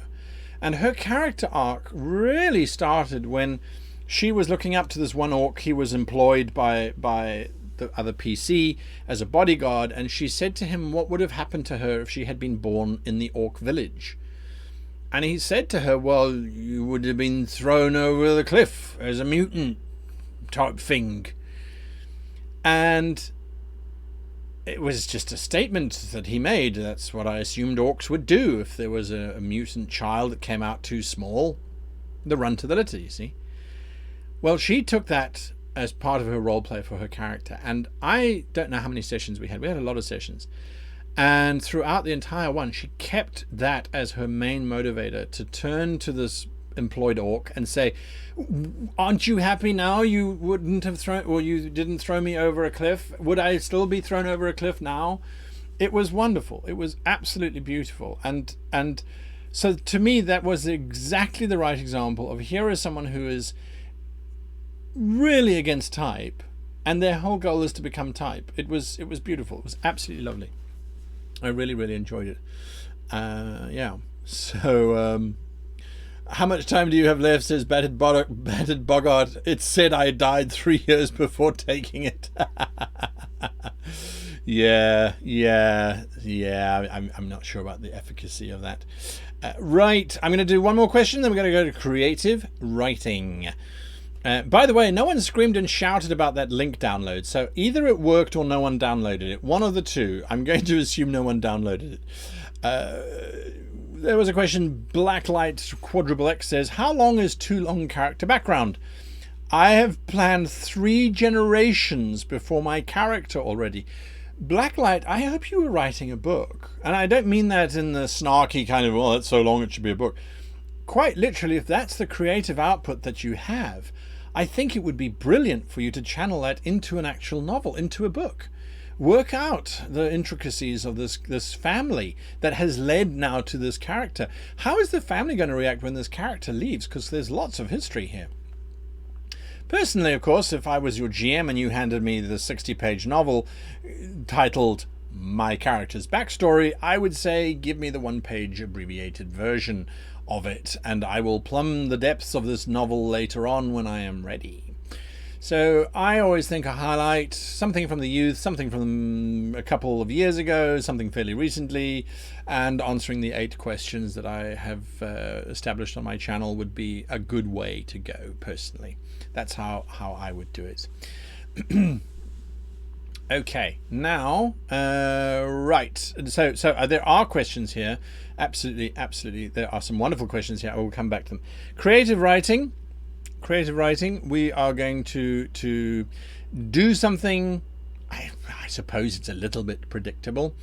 It has already been kind of hinted at, or asked actually, earlier on in the show. For creative writing, I would like you to please describe what or how it would look for a race, a non-human race, in terms of what we celebrate at this festive time. This whole idea, it doesn't matter, it's not necessarily Christmas, or it's this religious experience that the Western world goes into, where we have this desire to worship this, or to give thanks to this individual who comes to give gifts. When you look at the origin stories of Father Christmas specifically, there's the religious element to it, there's the commercial element to it. His suit changed color. So I want you to position yourself as another race. How would elves perceive this Christmas event? What would they do? Would they have another elf, a fat, jolly elf coming down the chimney? Is that really what they would do? Would it be cold and commercial? I must admit, being here in Japan, there is Christmas here from the commercial aspect. And there's lots of little lights everywhere. The Japanese do like light displays in their Christmas trees in terms of the light displays, but none of the symbolism makes any value or meaning. So in your race, choose a race and just say elf, centaur, harpy, orc. Their exchange, their gift giving, their Santa Claus, what would that be like? And if you can give us a hint as to how it came about, that's brilliant. So create your own Father Christmas, if you like, for a different race.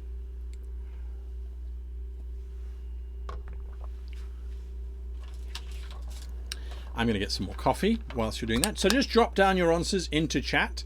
Is this for Braxia, or is it our own world's perspective? Your own world. Absolutely your own world. It can be science fiction. It doesn't matter where it comes from. You tell me. Doesn't matter. You choose. You create context. Terry Pratchett, I see, is a great example of what he did there with Santa Claus. He had the Hogfather.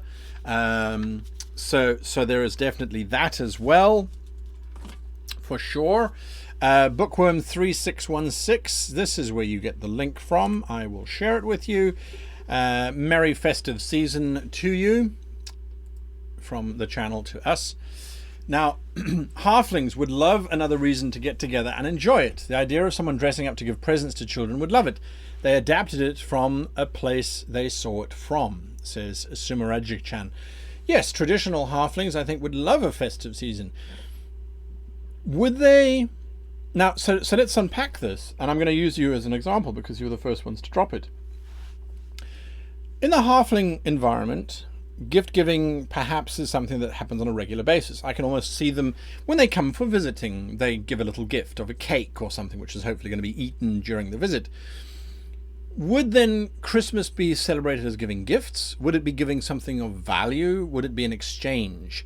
I look to some festivals, say for example in Iceland, where they give books instead, and it's a book giving period, which is lovely as an idea.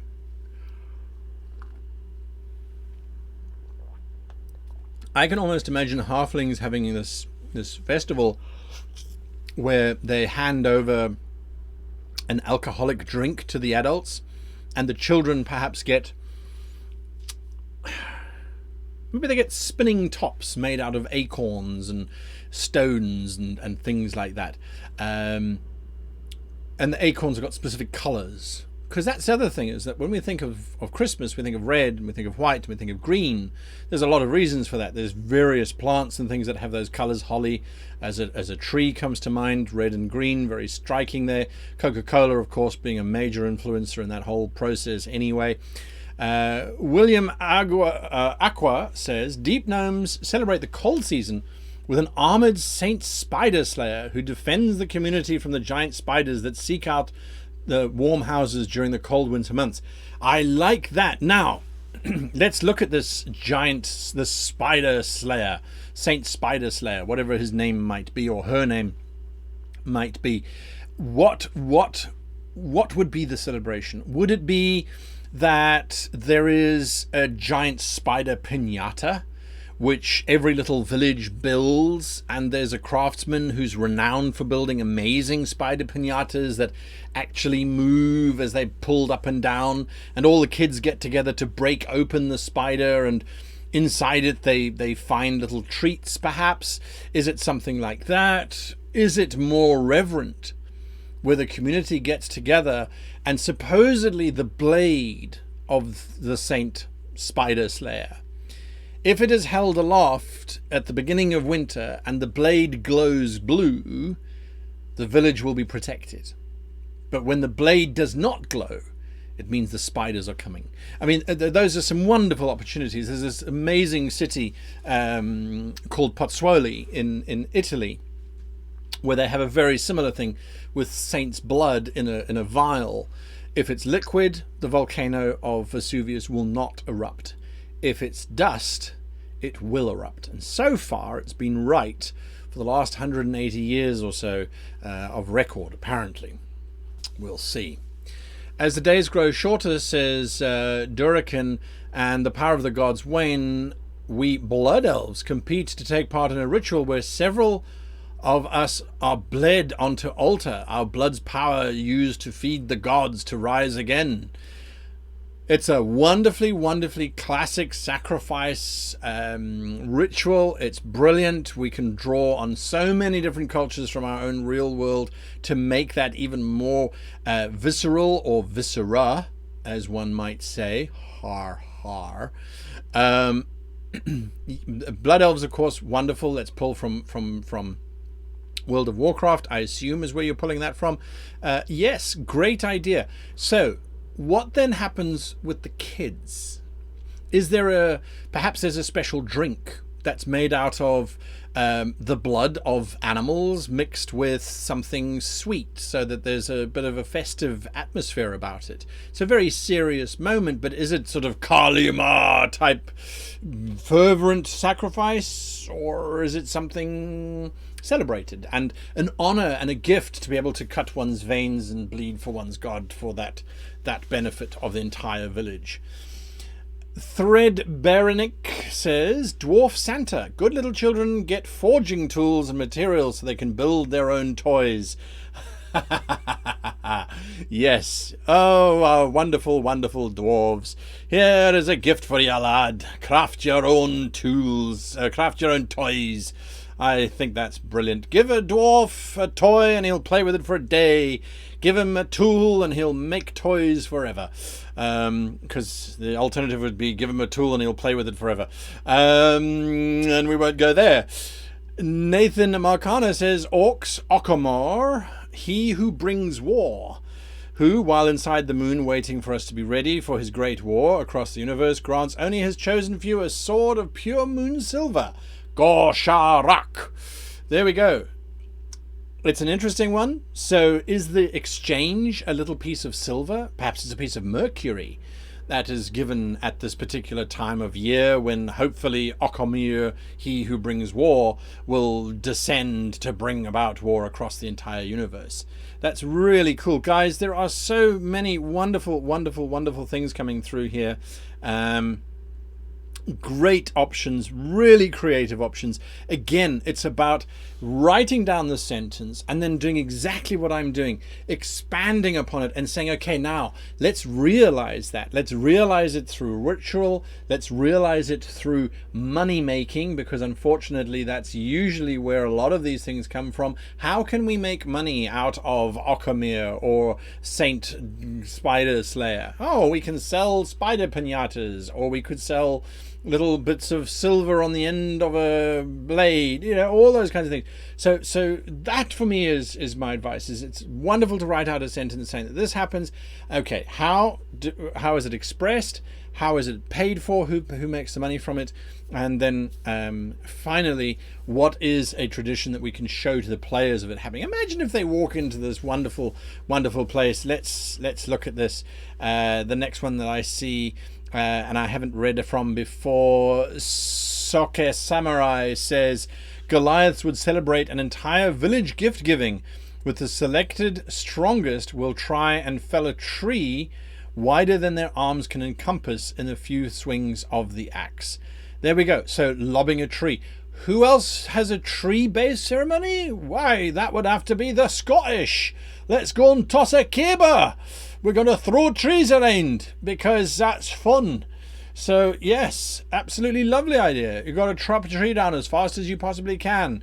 The tree is chopped down and then a feast is cooked in the bough or in the hollow of the trunk of said tree. The biggest tree, of course. The smaller ones get taken away and turned into walls. Things like that. I think that it's always an interesting exercise. And whenever I get stuck, people say, well, how do you cure writer's block? How do you do this? Just randomly go and ask a question. Just ask a question like this. Sahaugen's spearfishing ritual that doubles as a contest to see who gets the biggest catch. Absolutely. Absolutely. Bring fortune to the tribe. The Sahaugen, Sahuagin, however you want to pronounce them. I will always, forever and a day, call them Sahaugen. I don't care what anybody else says. Anyway, all right, so that was creative writing. I appreciate those of you who have remained with us for this. I think we have had some amazing options coming through. I really do appreciate that. There's not much time left. Usually we end in about 4 minutes. So let's go back to questions. If there are any questions, maybe we can get one question answered in. So if you have any questions, jump in there. Some wonderful, wonderful, wonderful ideas for those of you that are here. Next year, or well, it will be next year by the time of the next show. I haven't even looked at that. Let me just check the calendar quickly. Don't even keep track of days. So the next stream is scheduled to be for Monday the 30th, which is just before New Year's. But I will be deep in Kyoto in Japan at that stage. And I won't have access to, well, I'll have access to the internet, but I'll be on holiday, and I don't think that it would be a very good idea to do a 2-hour live stream, especially considering the way that Japan deals with people talking in public.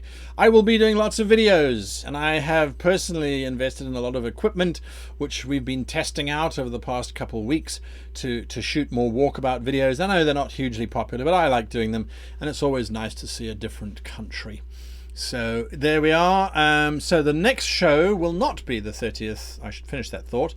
The next show will not be the 30th, but will instead be the 6th, Monday the 6th of January, which is when we are back into the swing of things. Thank you, Terinatum, for that help there. So the last question I will be answering for 2020 has to be the one that came through first, and that's Absol's story of fiction. What is a gingerbread lich king? A gingerbread lich king. What is a gingerbread lich king? It's a lich king made out of gingerbread. Something that Blizzard would love to sell over Christmas, I think, perhaps. I'm going to go into another question. Dragon Soul 13 says, how do you go about making half race and half another race, as Myri had in Descent into Avernus? Yes, so it's a good question. Long and short of it is you make it as a new race. So there are rules, there are suggestions in various role-playing books, especially in Player's Handbook, on how to create a race. If you go online, there are plenty of resources saying that each race has, and I forget the formula, but it's a resistance or an armor class buff, it's a ability mod, and a this. So when you're making those half races, you go, okay, well, orcs have got this, kobolds have got that, so a half orc kobold or a cork would have these statistics based upon this, and you balance it out accordingly. So that would be the fastest way to do it, I think, anyway. And that is how we end off 2019. It has been an amazing year. The response, your support has been mind-blowing, absolutely mind-blowing. The fact that I can go and do this as a full-time occupation, it's only literally because of your support and having you guys here asking these questions, interacting, giving feedback, giving advice, helping make smart and intelligent decisions. It really is because of you, and I absolutely thank you all for that. I wish you all the happiest of festive seasons, regardless of what you're doing, whether it's celebrating spiritually, food-wise, or anything else. And whatever capacity, I hope that you have a fantastic time, get some role playing in, and have some fun whilst doing it.